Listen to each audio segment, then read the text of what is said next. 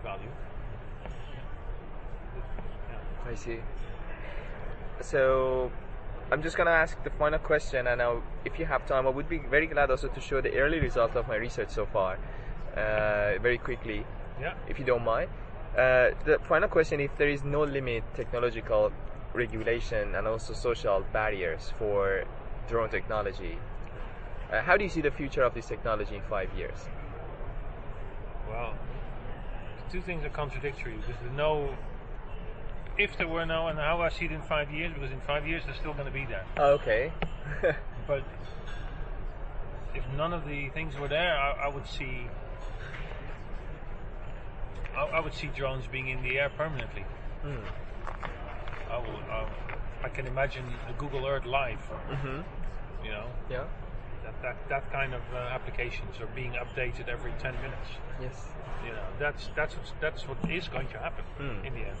Be enormous amounts of data, but people want it. Yeah. So that kind of thing. And inspections, I don't know, but on the service side, I think they'll have drones up in the air all the time. Yeah. Solar powered or whatever. Maybe as far as the movie Back to the Future Part 2, and you've seen it. In the background, you see a dog being walked by a drone. Oh wow, haven't seen that. This is in the background. Yeah. if you Google it, you find it. Yeah. He goes into the future, and then he looks around. He's on this hoverboard. You know, okay. Yeah. But in the back, you see like this dog on a leash, and there's a drone. The dog is being walked by the drone. Then delivery of parcels. But but I don't know. Autonomous scooter maybe a better way to do it. I don't know. I see. I mean, I don't come from that kind of background. Now, I mean, drones are going to become a big part of our life. Big part.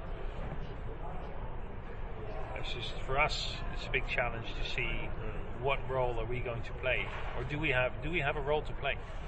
Maybe we don't. Yeah. Maybe drones as a service is not a good business. I see. It's a difficult business.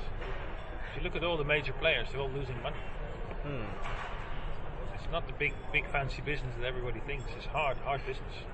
So it's sort of maybe following the Gartner's hype cycle. I don't know if you happen to see that. Maybe it's gonna get hyped, and then maybe it starts to drop down the expectations that people have from this technology, and maybe it starts steadily to grow again. But for the right applications, for kind of maybe. But I'm very wary of these models, because if the models were true, then I could go to the stock market and win a lot of money. And invariably they're not true. Yeah. Something different happens. Yeah. So yeah. So I don't think you can predict the future. It's impossible. So you can't estimate the mainstream adoption of drones. No, I can't. But that they're going to play a big part, I'm convinced. Why not? Why not? It does make sense to fly something through the air. It's easy. Like Dubai, where we sit in taxis and drones. I'm for sure I'm not going to sit in one right now. I know how dangerous it is. Oh yeah. But after a while, it probably. Probably. Interesting. So I'm just gonna quickly just show the early results of my research. It's a very simple framework that we came up with based on the interviews that we have done. So it's a typology of drone applications because we look into drones as a potentially a new form of advanced manufacturing technology that they can possibly play some roles into manufacturing industry, and they can be therefore be called an AMT, advanced manufacturing technology. It's based on two dimensions: analytical capabilities of drone systems and also physical capabilities they have. On a very simple low-high kind of measurement that is mostly subjective. It's not really kind of objective measures that we really kind of measure it to low, high.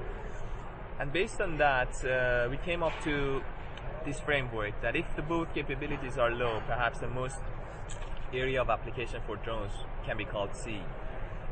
And if the analytical capabilities is a little bit higher, maybe the application